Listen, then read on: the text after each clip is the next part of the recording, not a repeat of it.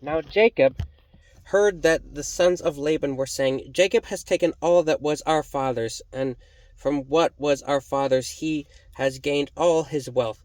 And Jacob saw that Laban did not regard him with favor as before. Then the Lord said to Jacob, Return to the land of your fathers and to your kindred, and I will be with you. So Jacob sent and called Rachel and Leah into the field where his flock was, and said to them, I see that your father does not regard me with favor as he did before, but the God of my father has been with me. You know that I have served your father with all my strength. Your father has cheated me and changed my wages 10 times, but God did not permit him to harm me.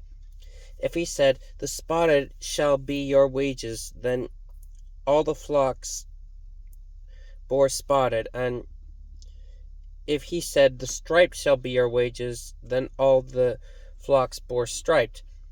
Thus God has taken away the livestock of your father and given them to me. In the breeding season of the flock, I lifted up my eyes and saw in a dream that the goats that mated with the flock were striped, spotted, and mottled. Then the angel said to me in a dream, Jacob, and I said, Here I am. And he said, Lift up your eyes and see. All the goats that mate with the flock are striped, spotted, and mottled. For I have seen all that Laban is doing to you. I am the God of Bethel, where you anointed a pillar and made a vow to me. Now arise, go out from this land, and return to the land of your kindred. Then Rachel and Leah answered and said to him, Is there any portion or inheritance left to us in our father's house? Are we not regarded by him as foreigners? For he has sold us, and he has indeed devoured our money. All the wealth that God has taken away from our father belongs to us and to our children. Now then, whatever God has said to you, do. So Jacob arose and set his sons and his wives on camels, and he drove away all his livestock, all his property that he had gained, the livestock in his possession that he had acquired in Padan Aram, to go to the land of Canaan to his father Isaac. Laban had gone to shear his sheep, and Rachel stole her father's household gods. And Jacob tricked Laban the Aramean by not telling him that he had intended to flee. He fled with all that he had arose and crossed the Euphrates, and set his face toward the hill country of Gilead. When it was told Laban on the 3rd day that Jacob had fled, he took his kinsman with him and pursued him for 7 days, and followed close after him into the hill country of Gilead. But God came to Laban the Aramean in a dream by night, and said to him, Be careful not to say anything to Jacob, either good or bad. And Laban overtook Jacob. Now Jacob had pitched his tent in the hill country, and Laban with his kinsmen pitched tents in the hill country of Gilead. And Laban said to Jacob, What have you done, that you have tricked me and driven away my daughters like captives of the sword? Why did you flee secretly and trick me, and did not tell me, so that I might have sent you away with mirth and songs, with tambourine and lyre? And why did you not permit me to kiss my sons and my daughters farewell? Now you have done foolishly. It is in my power to do you harm, but the God of your father spoke to me last night, saying, Be careful not to say anything to Jacob, either good or bad. And now you have gone away because you longed greatly for your father's house. But why did you steal my gods? Jacob answered and said to Laban, Because I was afraid, for I thought that you would take your daughters from me by force.